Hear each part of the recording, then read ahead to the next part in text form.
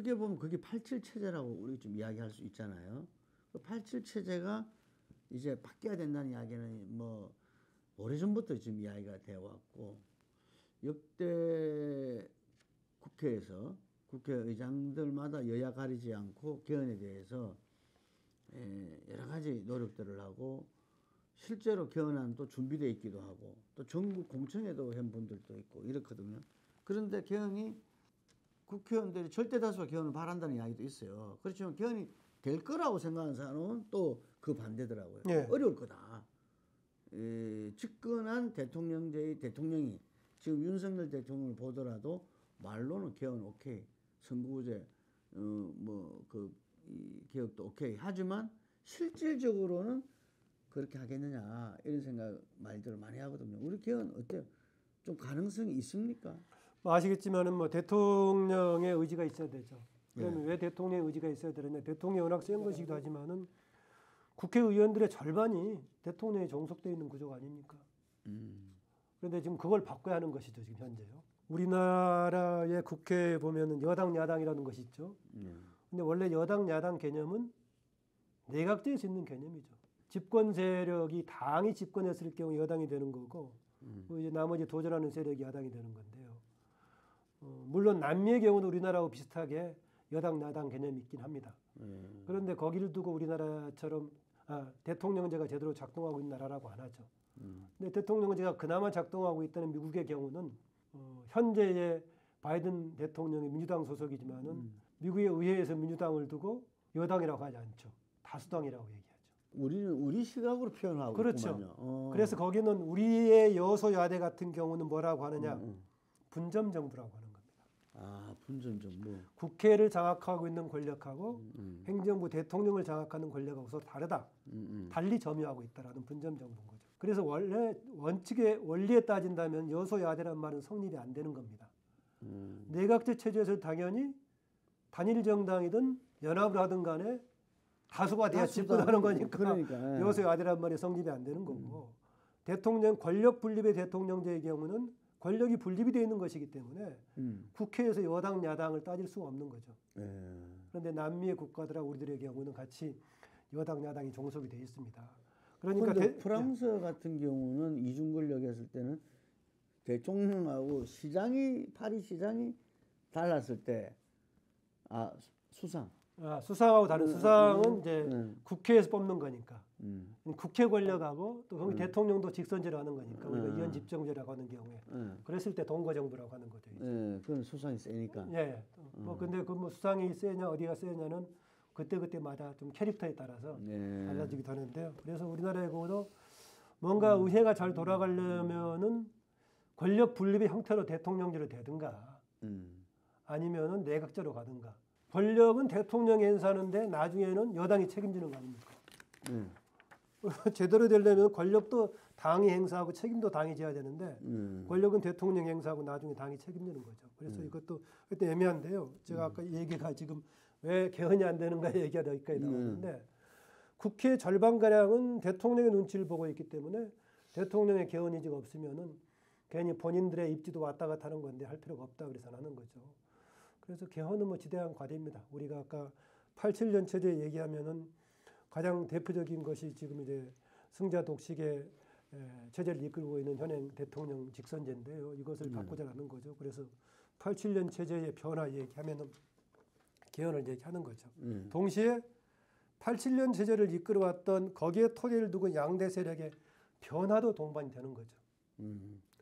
그래서 개헌 문제는 그렇습니다. 다시 한번 그러나 실제로는 강조해 줘야겠죠. 역대 국회의장 모두가 다 현재 가지고는 안 된다. 이원 집정부제 형태로 가든 권력 분립의 대통령제로 가든 아니면 내각 책임제로 가든 바꿔야 된다는 거 아니겠습니까? 그건 아까 제가 말씀드린 왜 완전히 여당 야당이 있으면서 대통령제가 있다는 것이 뭔가 맞지 않는 거고 만약에 여당 야당이 있다면 내각제로 간다든가 이원 집정부제로 가야 되는 것이고 그거를 이제 국회를 경험해 본 전 의장들이 다 경험한 거죠. 그래서 실제로 김형우 국회의장 이후로 모든 그 의장들이 대안 체제를 전부 마련했지 않습니까? 그렇죠. 그런데 아쉽게도 역대 대통령들은 현역일 때 별로 선호하지 않았습니다. 그러나 집권 말기 때는 모두 다 원했죠. 그렇죠.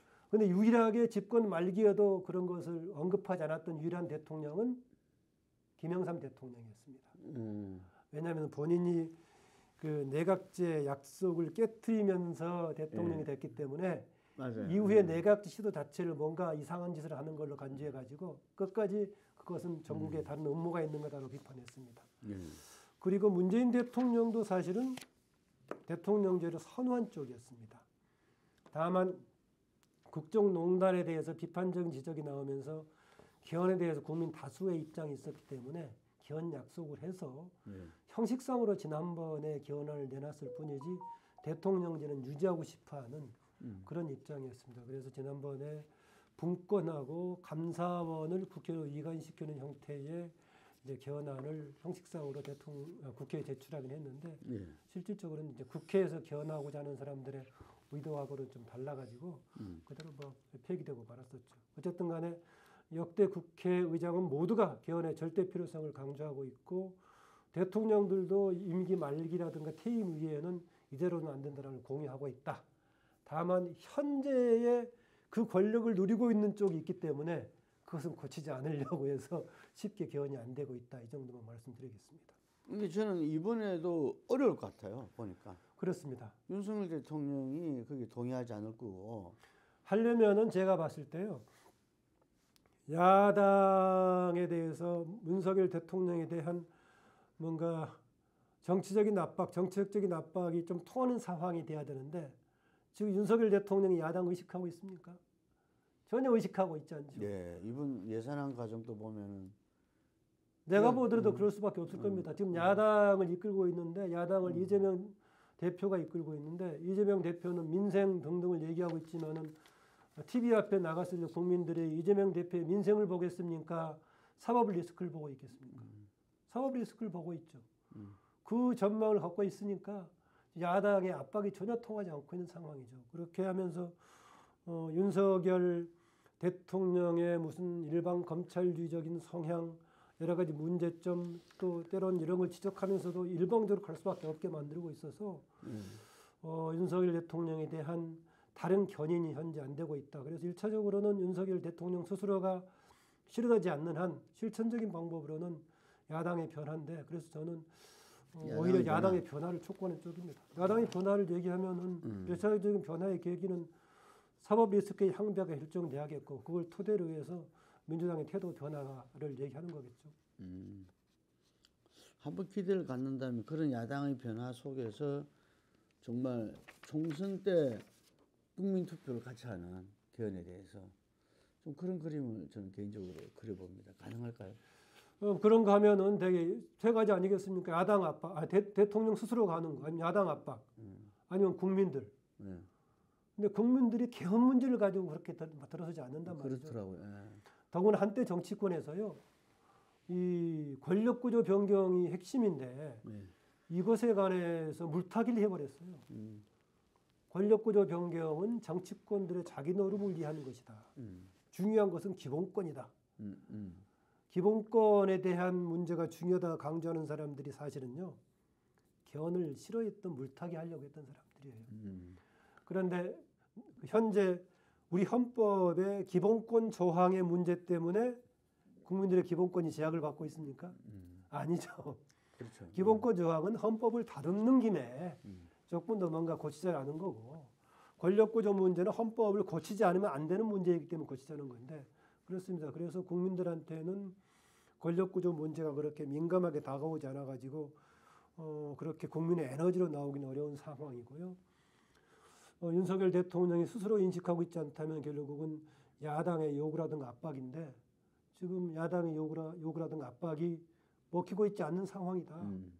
이 점에서 야당의 문제를 좀 강하게 지적할 수밖에 없어요. 왜냐하면 대통령은 지금 임기가 4년 이상 남은 사람 아니겠습니까? 그렇죠.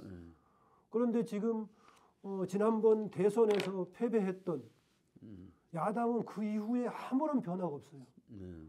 패배도 그냥 패배가 아니라 검찰총장 하다가 아무런 정치 경험이 없는 후보한테 패배했어요. 그것도 그런 패배를 책임을 크게 느껴야 되는데 0.73으로 패배했다는 식으로 거꾸로 해석을 하고 있는 상황으로 아무런 지금 반성도 없는 상황이어서 저는 그래서 이 국면에서 왜 정부에 지적하지 않고 야당 지적하냐라고 얘기하고 있는데 현재 있어서는 야당 책임 그 문제를 뭐 지적하지 않을 수밖에 지적할 수밖에 없습니다. 알겠습니다. 다음 정당에 대해서 우리나라가 이 역사가 그렇게 오래되지는 않았잖아요. 그래서 제가 보면은 거의 그 어떤 큰 정치인 중심으로 봤지 실제로 정당 정치가 제대로 작동됐는가에 대해서는 약간 의문을 제기하는 사람들이 많거든요. 네. 그러다 보니까 이 정당 차원으로서 우리가 어떤 문제에 부딪혔을 때 그 문제를 풀어나가고 한 적이 거의 없었던 것 같아요. 예. 뭐 정당이 풀려면 이제 정당 정치가 제대로 작동이 돼야겠죠. 예. 정당 정치 차원에서 민주주의가 작동되려면은 첫 번째는 정당 체제의 민주주의입니다. 뭐냐면은 잘하는 정당은 성장을 하고 잘못하는 정당은 퇴출되거나 패배를 해야겠죠. 그러면 성공하려면 국민들한테 막 잘하려고 노력해야겠죠. 그 다음에 정당 내부의 민주주의 얘기하면은 정당 내부에서의 뭔가 건설적인 방향들이 관철이 되고 이런 것이 돼야 되겠죠. 그런데 둘 다 작동이 되지 않는다. 작동이 되지 않은 이유는 과거에는 독재 권력이었기 때문에 얘기할 바가 없고 그 다음에 초반에는 민주화 이후 초반에는 아다시피 뭐 삼김이라든가 이후에 거대 인물을 중심으로 작동이 돼서 정당보다는 그 인물 중심이었고 그 이후에는 뭐냐 양당 독과점 체제이기 때문에 문제라는 겁니다. 독과점 체제 문제는 정당으로 설명하지 않더라도 우리가 대기업 독과점 체제를 얘기하면 잘 아실 겁니다. 독과점이 싹쓸이 해버리면 아무리 문제가 있어도 계속 가는 거 아니겠습니까? 그러면은 그 대기업이 한번 들어가 있으면 대기업이 아무리 행포를 하더라도 또 가는 거죠. 현재 우리 정당이 그런 체제입니다. 아시겠지만은 지난번 그렇게 문제가 있어도 어차피 1, 2당이 또 주고받는 거 아니겠습니까? 실패해봐 현재 지금 이대로 간다면은 국민의힘하고 민주당하고 또 싸울 거다 이런 얘기가 있는 거죠. 간혹 국민들이 질려가지고 제3세력을 조금 만들긴 하죠. 그러나 또 선거 때 가면 두 개로 이합집산 되어버리는 경우 반복이 되는 상황이 있죠. 왜 이렇게 될 것인가? 저는 그래서 우리나라 정당 정치 핵심의 문제는 이 독과점 체제라고 봅니다. 그럼 이걸 어떻게 깨트려야 된다고 봅니다. 다른 나라 어떤가? 우리나라는 정당의 독과점 체제를 제도적으로 보호해주고 있습니다. 보호해주고. 예. 저는 그 정당이라는 거 사람들이 정당이라는 게 뭐냐 이런 얘기들을 하는데요. 뭐 이념을 토대로 뭉친 뭐다 등등 얘기하는데 정당은 그냥 뭐 권력 투쟁을 위한 도구로서 조직이 생기는 거죠. 조직이 생기는 것은 그냥 개별적으로 정치 권력 투쟁하는 것보다는 조직화되면 유리하니까 하는 거죠.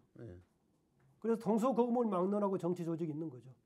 과거에는 붕당 형식이 있었고 지금은 이제 유권자가 있는 정당이 있는 건데요. 간혹 사람들이 무슨 에드먼드 버클 인용해가지고 무슨 뭐 이념을 같이 하는 뭐 자발적인 조직 등등 인용하기도 하는데 하여튼 정치 권력 투쟁을 위한 조직입니다. 그런데 거기에는 긍정적인 측면이 있고 부정적인 측면이 있습니다. 잘 아시겠지만은 긍정적인 측면은 국민들의 정치 에너지를 동원해가지고 뭔가 투영시키는 역할을 해주는 것이죠. 반면에 부정적인 역할은 그들이 장악하면서 국민들의 참여를 오히려 차단하거나 왜곡시킬 소지가 있는 거죠. 그러면 제도적으로 뭘 해줘야 되느냐? 정당의 그런 부정적인 기능을 제어하고 긍정적인 기능을 살릴 수 있도록 해야 되는 거죠. 그러니까 정당들이 독점하면서 뭔가 국민들의 정치 참여를 통제하고 왜곡하는 것은 막아주고 정당들이 자발적으로 국민들의 민주적으로 참여시킬 수 있는 동원 기능을 해줘야 되는데 현재는 오히려 독과점을 보호하고 있다. 여러 가지가 있는데요. 제가 하나만 딱 찍으면 뭐냐.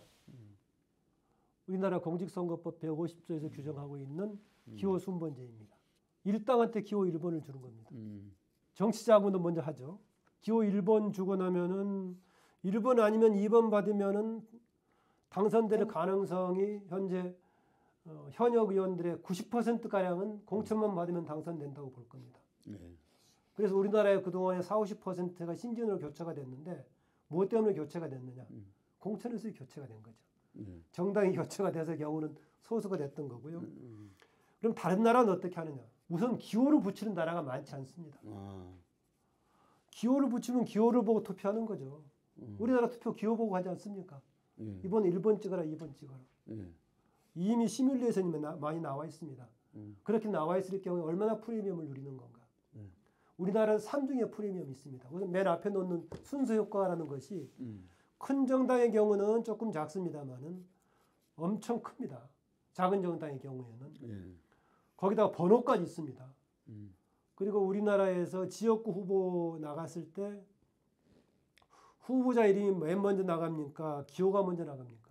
기호가 나가죠. 예. 그 다음에 바로 후보자 이름이 나갑니까? 정당이 나갑니까? 정당이 나가죠. 예. 예. 세계에서 이런 투표용지 없습니다. 음.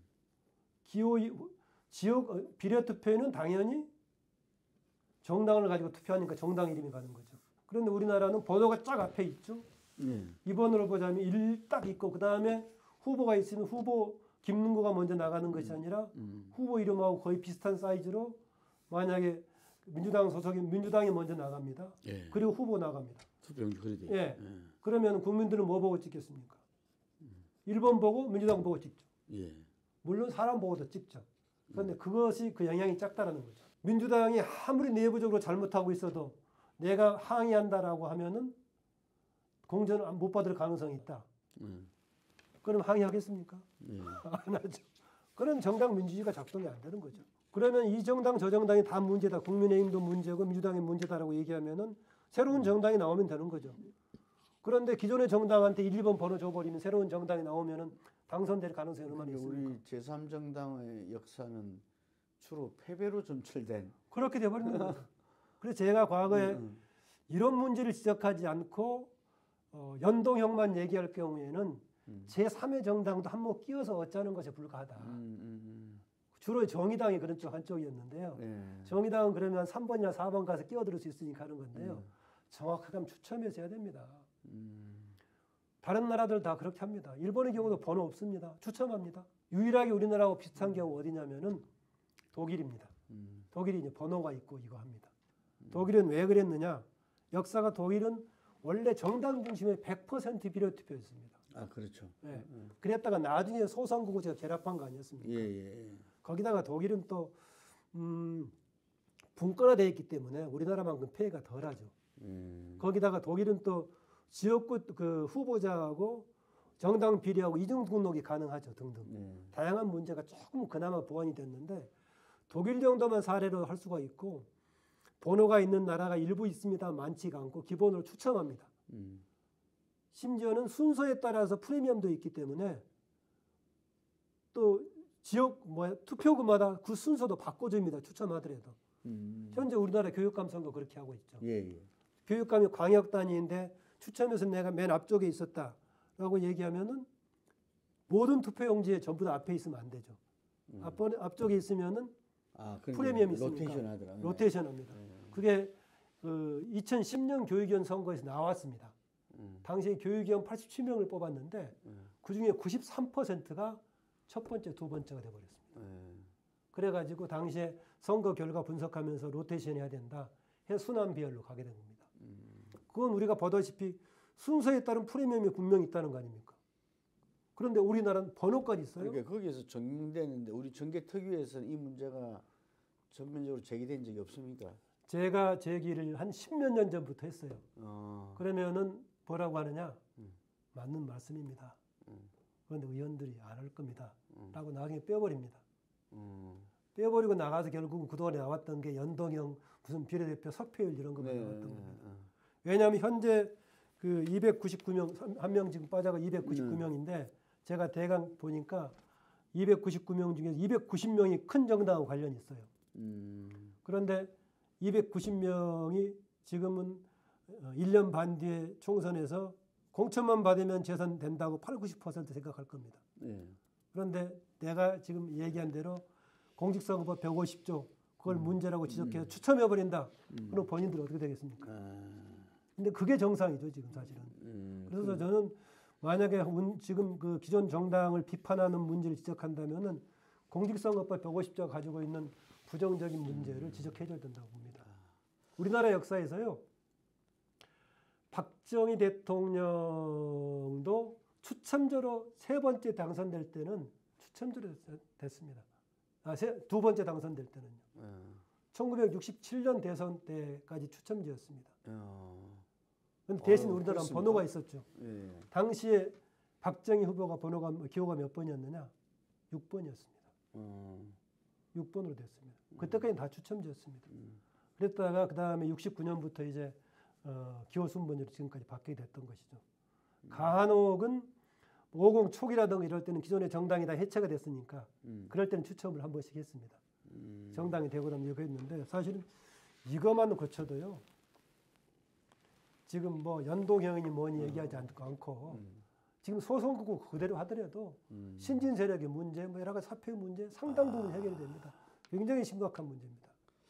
그 저희들이 새해부터 이거 캠페인을 벌려 나가야 있습니다. 예, 굉장히 심각한 문제예요. 같이 좀 해주시기 예. 바랍니다. 이게 그 사실은 헌재 여러 번 제기가 됐습니다. 네. 96년부터 제기가 됐었는데 헌재에서는 불평등하다라고 얘기를 했습니다. 불평등하다. 그런데 참정권을 위반할 정도는 아니다라고 기각을 해버렸어요. 기각. 예, 기각의 사유는 뭐였느냐? 우리나라 헌법에서 정당 정치를 보호하고 있다. 근데 논리적으로 말이 안 맞죠. 정당 정치를 보호하는 것하고 정당에 대해 특혜를 주는 것하고는 다른 차원의 문제죠. 그런 거 아니에요. 그래서 이후에도 열 몇 번이 제기가 됐었는데 아다시피 헌재에는 받아들여지는 사항이 있고 뭐 그래서 대부분 기각이 됐고 일곱 번 심판됐었는데 7번 다 기각이 됐어요. 기각 사유는 뭐냐? 96년 상황하고 바뀐 바가 없다. 그런데 제대로 준비해서 하면은요, 이거 다 당연히 제가 보기에 위헌적인 상황이라고 봅니다. 미국에서도 여러 주에서 위헌이 됐죠. 참고로 미국에서 위헌이 될 경우 어떤 식의 위헌이었느냐? 기존의 선거 자체가 현역이 있는 곳에다 앞번호를 줬습니다. 앞쪽을. 번호도 아니고 앞쪽을 줬습니다. 우리나라는 번호까지 준 건데 앞쪽이 준 것이 불평등하다 해가지고 위헌 판결이 난 겁니다. 그래서 선거를 무효화시켜버립니다. 그런 나라들이 여러 군데, 주가 여러 군데예요. 현재 그래서 미국의 경우는 30군데 주에서는 추첨을 하고 있습니다. 뭐 다른 뭐 영국도 추첨을 하고 있고 심지어는 뭐 이런 프리미엄이 있기 때문에 프랑스라든가 스페인 하원의 경우는요 한 용지에도 하지 않아요. 각 투표 용지를 따로 두고 집어다 자기 건 넣는 겁니다. 해당 후보를. 그래서 이 투표 용지가 굉장히 커여서 저는 이제 이 문제를 지적하는데 아주 뭐 중대하게 봐야 될 거다는 거고 또 추가적으로 양대 정당 독과점 문제, 뭐 정치 자금 문제도 있겠고 국회 20석을 기준으로 한 교섭단체 문제 등등 있는데 1차적으로 저는 이 문제만 해결하면 승자 독식의 문제라든가 우리나라의 지금 선거제도의 상당 부분을 해결할 수 있다라고 봅니다. 그래서 그 혹시 정치학회라든지 선거학회 제가 공식적으로 논문으로 등재지 논문에 쓴 것도 있고요. 제가 올 전반기 때 박병석 국회의장실에서 제가 이것을 가지고 국회 기관장들 또 국회의장 비서실들 모여서 하는 데에서 내가 발제를 한 적이 있어요.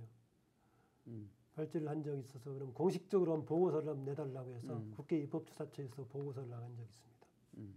이것이 가지고 있는 문제점에 대해서. 근데 그게 이제 좀 확산이 안 됐네요. 확산이 안 됐죠. 예. 보도가 나간 곳이 내일신문 정도에서만 보고가 갔었고요.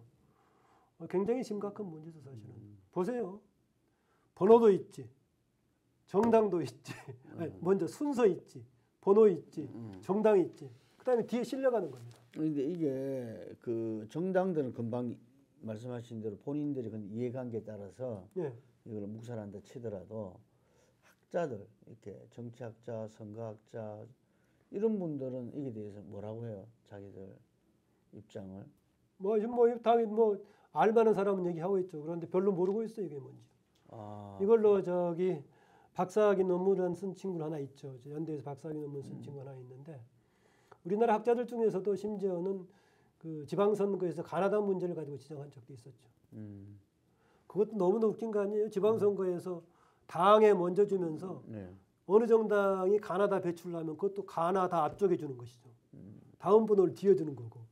그렇게 프리미엄을 주는 이게 웃기더라고. 그거 웃기죠. 다 섞어서 해야죠. 정당에서 뭐 여러 명 공천하고 해도 되는 거죠. 왜냐하면은 이름을 중심으로 가는 거니까. 이름이 가고 다만 본인의 정체성을 뒷받침하는 것으로서의 정당이 가는 것이지. 정당 투표는 비례 투표에 있는 거 아니에요. 그래서 사실 이것만 해도 제가 보기에 정치 개혁이 상당 부분 된다. 아까 얘기했던 그 87년 체제 관련해 가지고 대통령제를 중심으로 사실 국회도 무기력하게 되는 거 아니겠어요? 그런데 만약에 이 정당 정치 민주화만 어느 정도 된다면은 우리나라 국회에서 여야당의 문제도 상당은 완화될 거다. 그러지 않겠어요? 제가 그런 말 많이 들었거든요. 여야 정당에서 공천만 받으면 당선이 되니까 많은 분들이 아 이게 이제 그 대통령한테 공천 받는 거 마지막이다. 그래서 이번 공천 받으면은 이제 소신 있는 정치하겠다. 이런 말을 많이 들었어요. 네. 그 이야기가 이제 그런 이야기인 거죠. 네, 아니 그리고 또 근데 또 아니면 당의 주류한테 쏠리는 거죠 또. 그러니까. 대통령한테 쏠리고 당 주류한테 쏠리고. 예. 그러니까 정당 민주주의가 안 되는 거고. 가장 근데 그 틀은 정당 내부의 민주주의가 작동하려면은 정당끼리 민주적으로 경쟁할 수 있는 정당 체제의 민주화가 돼야 되는데 독과점 체제가 돼 있더라고요. 예.